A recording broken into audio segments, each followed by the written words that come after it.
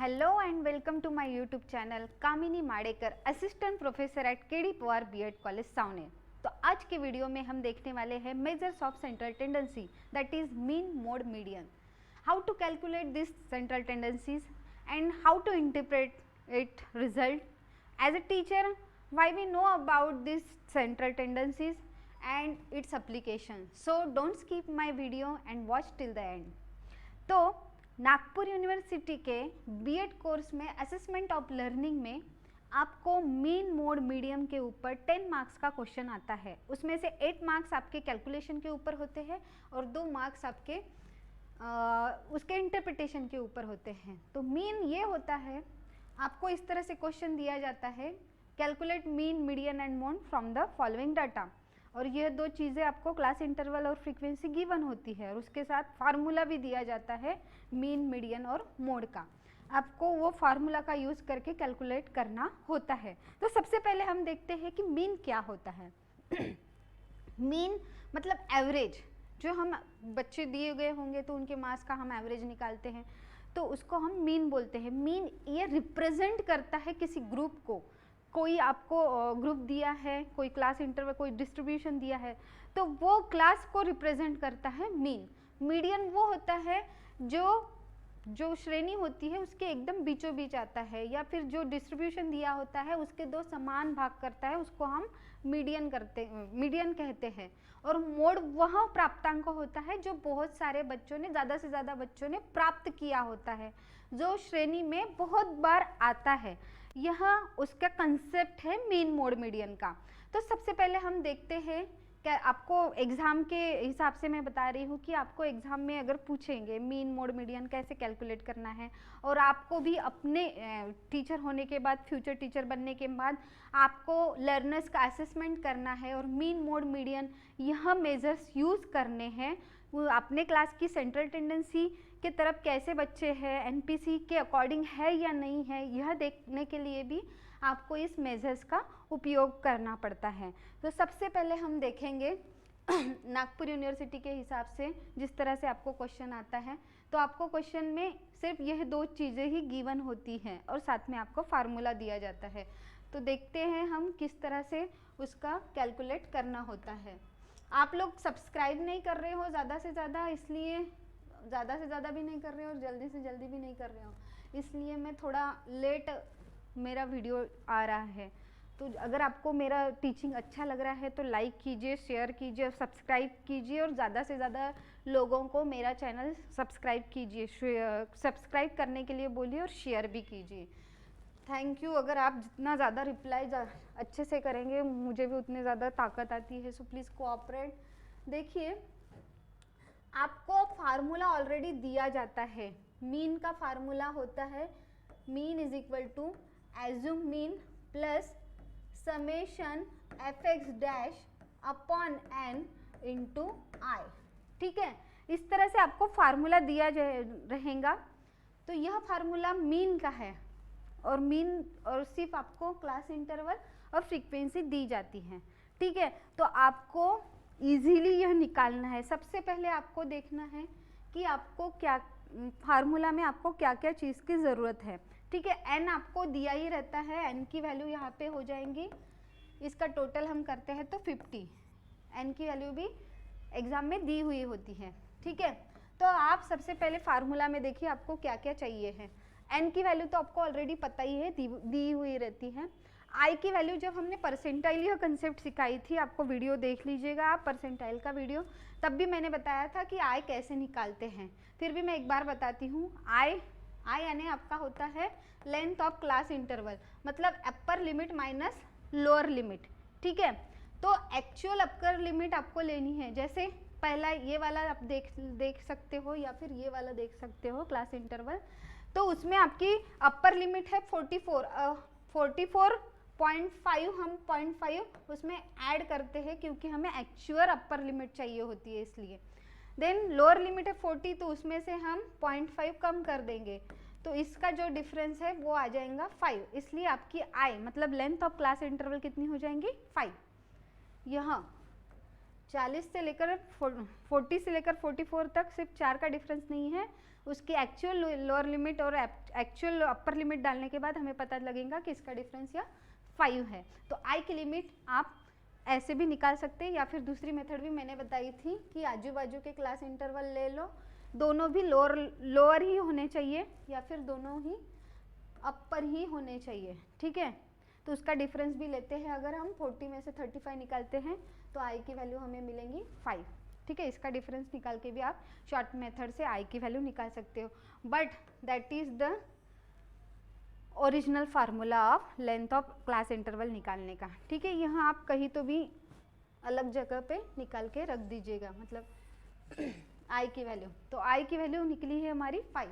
Then देखिए N भी दिया है इसमें। अब यहाँ पे देखिए एज्यूम मीन दिया है, तो एज्यूम मीन हमें निकालना पड़ेगा, और फिर summation f x dash. F हमारे पास है पर एक्स डैश हमारे पास नहीं है, तो फार्मूला के हिसाब से ही हम चलेंगे। तो एज्यूम मीन निकालने के पहले, एज्यूम मीन निकालने के लिए हमें सबसे पहले मिड पॉइंट निकालना ज़रूरी है। जो भी हमें यहाँ क्लास इंटरवल्स दिए हैं उसके मिड पॉइंट हमें निकालना है। और मिड पॉइंट कैसे निकालते हैं, जैसे क्लास इंटरवल दिया है 40 से 44, 10 से 14, यह आपके क्लास इंटरवल दिए हैं। तो मिड पॉइंट क्लास इंटरवल को, मतलब अपर लिमिट को और लोअर लिमिट को प्लस कीजिए और डिवाइडेड बाय 2 कीजिए, मतलब उसका एवरेज हमें निकालना है। उसका एवरेज मतलब ही हमारा मिड पॉइंट हो जाएगा। जैसे 40 प्लस 44 डिवाइडेड बाई 2 कितना आ जाएगा आपका 42। इसको हम मिड पॉइंट एक्सएम, ठीक है, ये सफिक्स होता है एम, एक्सएम से हम डिनोट करते हैं, उसको बोलते हैं मिड पॉइंट, ठीक है। 42 देन 37, देन इसका आ जाएगा 32, देन इसका आ जाएगा 27, इसका 22, 15 से 19 में आ जाएगा 17, यहाँ पे आ जाएगा 12। आप निकाल के देख लीजिएगा, मुझे पता है कैसे कैलकुलेट करना है, इसलिए मैंने जल्दी जल्दी कर दिया है। देन एक्सएम तो हमने निकाल दिया, एक्सएम में से ही आपको कोई ना कोई जो मिड पॉइंट है वो एज्यूम मीन करके लेना है, क्योंकि एज्यूम मीन हमें डायरेक्टली हम ले नहीं सकते हैं, उसका पहले हमें मिड पॉइंट ही निकालना पड़ता है, क्योंकि यह ग्रुप डाटा हमें दिया है, मतलब क्लास इंटरवल में हमें दिया है। अगर अनग्रुप डाटा रहता हमारे पास, अनग्रुप स्कोर्स रहते तो हम उसमें से एज्यूम मीन ले सकते थे, पर यहाँ पे ग्रुप डाटा है, क्लास इंटरवल्स दिए हैं, इसलिए हमें मिड पॉइंट निकालना बहुत ज़रूरी था। तो हम कोई भी एक एज्यूम करते हैं कि इसमें से कोई भी हमारा एज्यूम मीन है करके। एज्यूम मीन आप कोई भी ले सकते हो, यह पहला भी ले सकते हो, कोई भी लास्ट वाला भी ले सकते हो, पर मैं यह वाला ले रही हूँ जिसमें ज़्यादा से ज़्यादा फ्रीक्वेंसी है, यह वाला मैंने एज्यूम मीन करके लिया है, ठीक है। तो एम मतलब एज्यूम मीन की वैल्यू आ जाएंगी आपकी यहाँ पे 27। अभी देखिए आपको एक्स डैश बोला है, एक्स डैश यहाँ पे दिया नहीं है। एक्स डैश मतलब देखिए क्या होता है, एक्स डैश मतलब deviation, deviation from the mean, मतलब एक्स डैश या फिर डी भी दे सकते हैं किसी किसी फार्मूला में आपको, तो उसकी वैल्यू सेम ही रहेंगी, मतलब वो मतलब एक्स डैश दिए या फिर डी दे तो दोनों का मान एक ही होगा, मतलब एक ही इसको डिनोट करते हैं अलग अलग। इसमें किसी एग्जाम्स में आपको एक्स डैश पूछा है, किसी एग्जाम में आपको डी बताया है, तो यहाँ पे एक्स डैश या फिर ऐसा भी दे सकते हैं, डी भी दे सकते हैं एक्स डैश की जगह, ठीक है। तो एक्स डैश की वैल्यू कैसे निकालते हैं, x m minus m divided by i, ठीक है। एक्सएम मतलब आपने जो मिड पॉइंट निकाले हैं वो, माइनस एम जो हमने ये लिया है कांस्टेंट रहेगा 27, और आई की वैल्यू भी हमने निकाली है वो है 5, ठीक है। तो आपको यह फार्मूला का यूज़ करके आपको एक्स डैश का कॉलम निकालना है। एक्स डैश मतलब आपका क्या होता है, deviation from the mean, deviation from the assume mean, group data है इसलिए, और शॉर्ट मेथड से हम मीन निकाल रहे हैं इसलिए, ठीक है।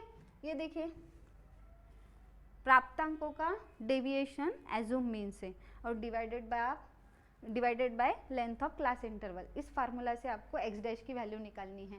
देखिए पहले इसमें एक्सएम की वैल्यू कितनी आ जाएंगी 42 माइनस 27 डिवाइडेड बाय 5 कितना आ जाएगा +3, कीजिए आप करके देखिएगा, यहाँ पे आ जाएगा +2, यहाँ पे आ जाएगा +1, यहाँ पे 0, क्योंकि एक्सएम माइनस एक्सएम एम दोनों की वैल्यू 27 माइनस 27 डिवाइडेड बाय 5 0 आ जाएगा।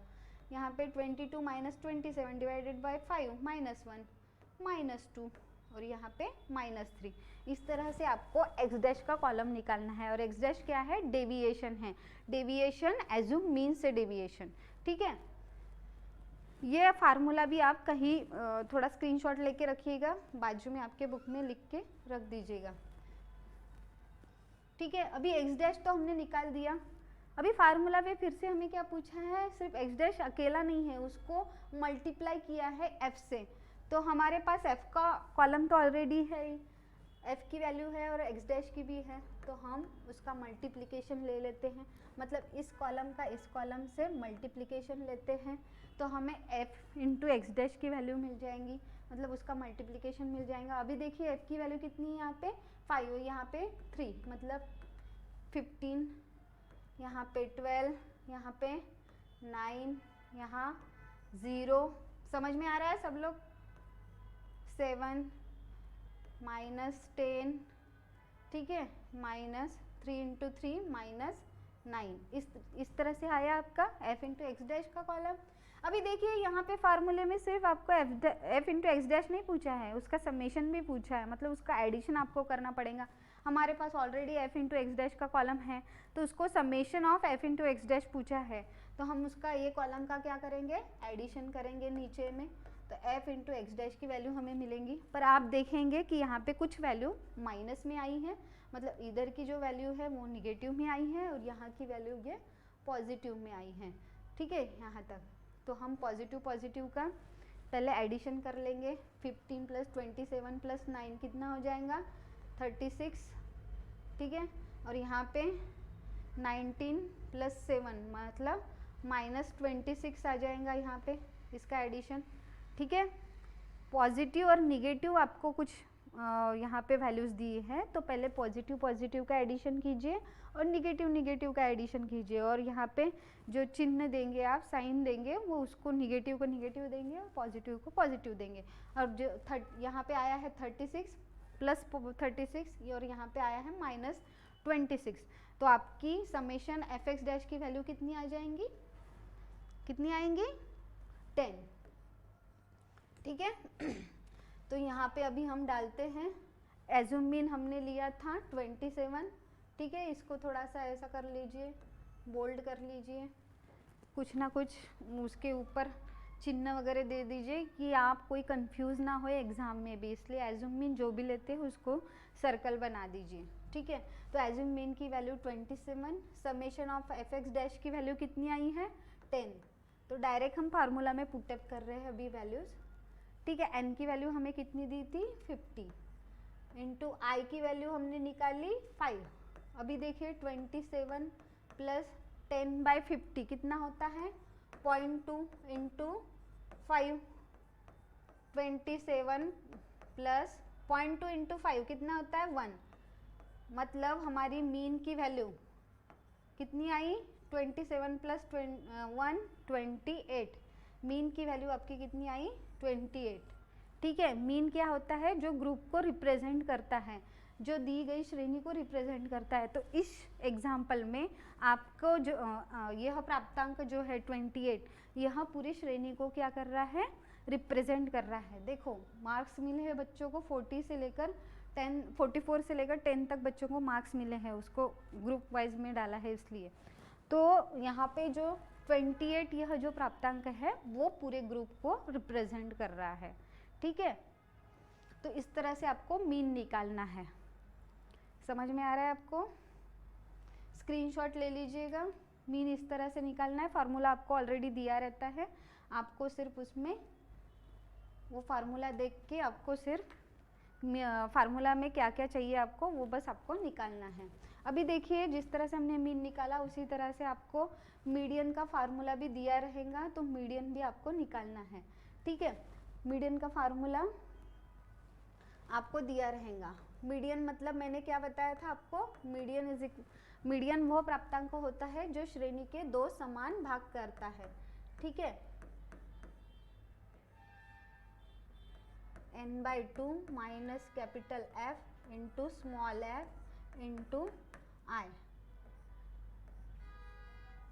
ठीक है। यह फार्मूला आपको ऑलरेडी गिवन होगा एग्जाम में, ठीक है। अब सबसे पहले मीडियन निकालने के वक्त हमें क्या करना होता है, n की वैल्यू देखनी पड़ती है। n की वैल्यू मैंने आपको पहले ही बताई है कि ऑलरेडी गिवन होती है। n की वैल्यू होती है, इसमें है 50, ठीक है। तो सबसे पहले मीडियन निकालने के वक्त हमें n/2 निकालना पड़ता है। n/2 कितना है हमारा 25। और मीडियन निकालने के पहले आप एक शॉर्ट्स में थोड़ा सा क्युमुलेटिव फ्रीक्वेंसी का एक कॉलम बना लीजिएगा। क्युमुलेटिव फ्रीक्वेंसी का अगर आप कॉलम निकालते हैं, मतलब बनाते हैं, तो आपको थोड़ा इजी जाता है मीडियन समझने के लिए, ठीक है। क्युमुलेटिव फ्रीक्वेंसी का कॉलम इस तरह से बनाते हैं कि आप जो पहली फ्रीक्वेंसी है उसको वैसे के वैसे लिख लो जैसे हमने परसेंटाइल में निकाला था। फिर तिरछी एडिशन करते जाइए, 5 + 3 8, 8 + 7 15, 15 + 15 30, 30 + 9 39, 39 + 6 45, 45 + 5 50, ठीक है। यहाँ का 50 और जो आपकी n की वैल्यू है 50 वो सेम आनी चाहिए। अगर वो सेम आती है तो ही आपको आपका जो एडिशन है वो आपने सही किया है, वैसा हम समझेंगे, ठीक है। अब देखिए यहाँ पे आपका n/2 कितना आएगा, 50 आना है आपका, तो n/2 कितना आएगा 25। तो 25 हमारा क्युमुलेटिव फ्रीक्वेंसी में कहाँ पे आ रहा है वो हमें देखना है। यहाँ पे तो आएगा नहीं, यहाँ पे हमारा आएगा, ठीक है। तो यहाँ पे थोड़ा सा बोल्ड कर लीजिएगा, ठीक है। यहाँ पे हमारा कहीं ना कहीं मीडियन आ रहा है, ठीक है। तो n/2 हमारा 25 इस क्लास इंटरवल में कंप्लीट हो रहा है। तो L मतलब वो होता है जहाँ हमारा मीडियन आता है उस क्लास इंटरवल की एक्चुअल लोअर लिमिट, ठीक है। यहाँ पे हमारा मीडियन आ रहा है तो इस क्लास इंटरवल की एक्चुअल लोअर लिमिट हमें लेनी है। यहाँ पे लोअर लिमिट कितनी दिखाई दे रही है 25, पर एक्चुअल लोअर लिमिट लेनी है, मतलब L की वैल्यू हमें एक्चुअल लोअर लिमिट में लेनी है, तो 0.5 हमें कम करना पड़ेगा, मतलब 24.5। अब n/2 की वैल्यू हमने कितनी निकाली 25, क्योंकि हमने उसको 50 है तो 50/2। देन f, बड़े f की वैल्यू मतलब क्युमुलेटिव फ्रीक्वेंसी, जिस क्लास इंटरवल में हमारा मीडियन है उसके नीचे की संग्रहित क्रमवारीता क्युमुलेटिव फ्रीक्वेंसी, मतलब इनका एडिशन हम करते हैं तो 7 + 5 + 12, 7 + 5 12 + 3 15, मतलब यह जो है वो क्युमुलेटिव फ्रीक्वेंसी है, मतलब बड़े f की वैल्यू, ठीक है। वो कितनी है आपकी 15, और जिसमें हमारा मीडियन आता है उस क्लास इंटरवल के सामने की फ्रीक्वेंसी, मतलब यहाँ छोटे f की वैल्यू, ठीक है 15। यहाँ पे दोनों f की वैल्यू 15 15 ही आई है। i की वैल्यू हमने ऑलरेडी जब मीन निकाला था तभी देखी है, i की वैल्यू है 5, ठीक है। अभी 24.5 वैसे के वैसे ही रखेंगे। 25 - 15 कितना हो जाएगा 10/15 × 5। अब यहाँ पे 5 के 5 5 3 15, यहाँ पे आ जाएगा आपका 3.33, ठीक है। तो यहाँ की इसकी एडिशन कितनी आ जाएंगी आपकी 24 + 3 27 + 8 3, यह आपकी काय की वैल्यू हो जाएंगी मीडियन की। मीडियन मतलब जो श्रेणी के दो समान भाग करता है, जिसके ऊपर 50% डाटा होता है, जिसके नीचे 50% प्राप्तांक होते हैं, ठीक है। जिसके नीचे और ऊपर दोनों तरफ सिमेट्रिकल प्राप्तांक होते हैं। तो मीडियन की वैल्यू आपकी आ गई 27.83, ठीक है। इस तरह से आपको मीडियन निकालना है, ठीक है। यह फार्मूला आपको ऑलरेडी गिवन होता है।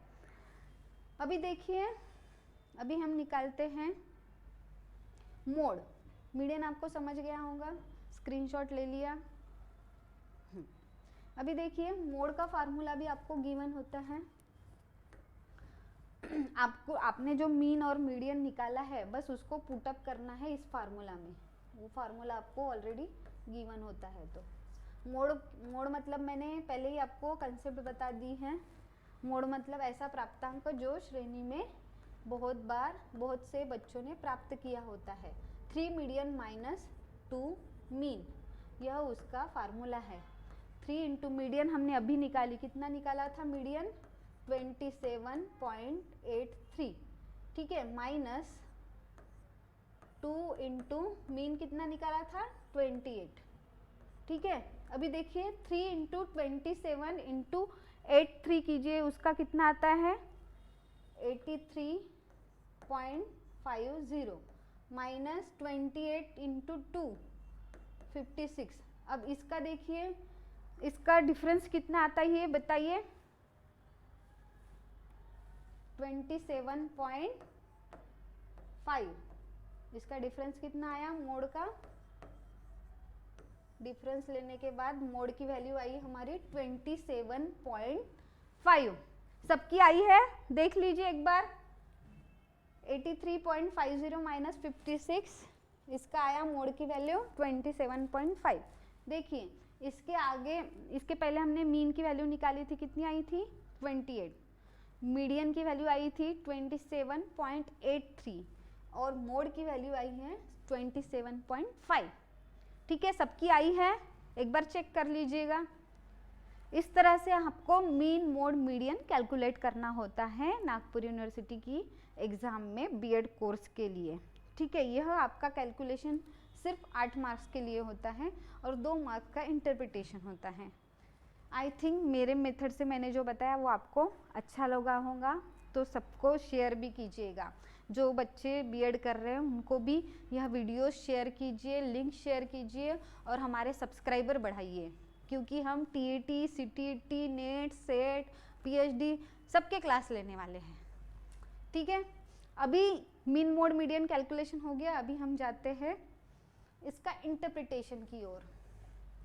देखिए हमारी मीन की वैल्यू कितनी आई थी, अभी मीन का मैंने आपको कंसेप्ट तो बता दिया है कि मीन होता है जो ग्रुप को रिप्रेजेंट करता है, मीडियन श्रेणी के 2 समान भाग करता है, मोड जो बहुत सारे बच्चों ने प्राप्तांक प्राप्त किया होता है, ठीक है। अब जब हमने एनपीसी देखा था तो नॉर्मल प्रोबेबिलिटी कर्व में एनपीसी में मीन मोड मीडियन की वैल्यू, ये तीनों सेंट्रल टेंडेंसी की वैल्यू एक ही प्राप्तांक के ऊपर आती थी, मतलब उसको हम 0 पॉइंट कहते थे, जहाँ पे हमारी तीनों वो वैल्यूज जो होती हैं वो लाई करती थी, ठीक है।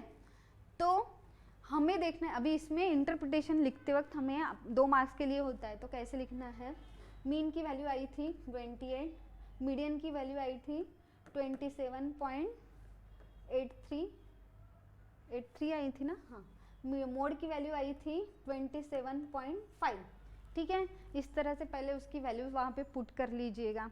अब यह तीनों वैल्यू आपको देख के क्या लग रहा है, all 3 central tendency values are somehow equal, थोड़ा थोड़ा डिजिट का ही फर्क आपको दिख रहा होगा, 28 यहाँ पे 27.83 मतलब 0.13 से कम है, यहाँ पे भी 27.5 मतलब 0.5 से कम है, मतलब समहाउ 28 में ही आ रही है कहीं ना कहीं।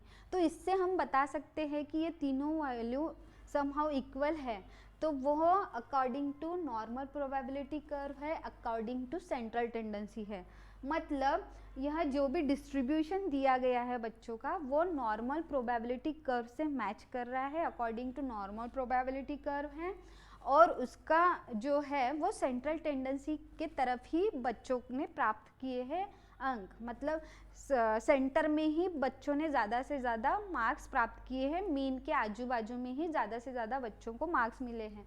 अगर आपको ये इंटरप्रिटेशन लिखना है तो थोड़ा स्क्रीनशॉट निकाल लीजिएगा, मैं आपको यह अच्छे से समझा देती हूँ डिस्ट्रीब्यूशन से भी।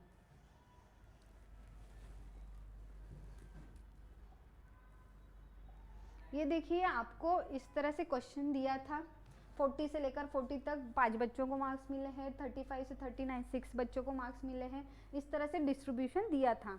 ये देखिए ज़्यादा से ज़्यादा बच्चों को मार्क्स कहाँ पे मिले थे, ज़्यादा से ज़्यादा बच्चों को मार्क्स 25 से 29 वाला जो क्लास इंटरवल है उसमें ज़्यादा मार्क्स, मतलब ज़्यादा बच्चों को प्राप्त हुए थे मार्क्स, यहाँ और यहाँ पे कहीं ना कहीं आपका मीन की वैल्यू आपकी कितनी 28 आई थी ना, तो 28 वैल्यू ये क्लास इंटरवल में कहीं ना कहीं थी, तो यहाँ आजू बाजू में ही ज़्यादा बच्चों ने मार्क्स प्राप्त किए हैं, मतलब एन की वैल्यू आपकी 50 थी, तो 50 में से 15 और यहाँ पे देखिए 30% बच्चों ने इस रेंज में मार्क्स प्राप्त किए हैं, मतलब मीन जहाँ पे है उसके आजू बाजू में ज़्यादा बच्चों को मार्क्स प्राप्त हुए हैं।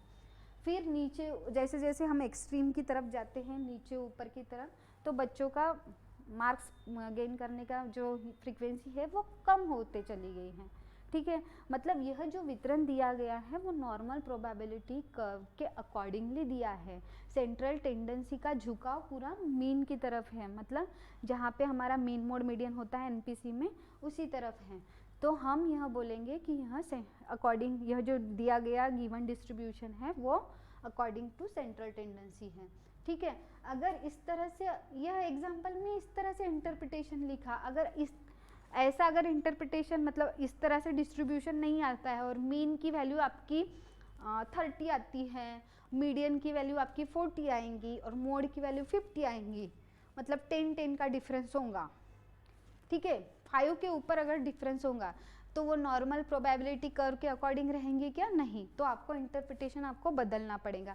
यहाँ पे इसी तरह से मीन मोड मीडियन की वैल्यू लिख लेना अगर दूसरा एग्जाम्पल आता है तो, और उसमें डिफरेंस अगर ज़्यादा होता है इन तीनों वैल्यूज़ में, मीन मोड मीडियन की वैल्यूज़ में अगर डिफरेंस ज़्यादा होता है तो इंटरप्रिटेशन करते वक्त आपको लिखना है कि given distribution is not according to normal probability curve and central tendency के अकॉर्डिंग नहीं है, ऐसा आपको लिखना है। ठीक है, इंटरप्रिटेशन में अगर आपको डिस्ट्रीब्यूशन थोड़ा अलग आता है तो। सो आई होप आपको वीडियो अच्छे लग रहे हों, तो ज़्यादा से ज़्यादा शेयर और सब्सक्राइब कीजिएगा। Thank you.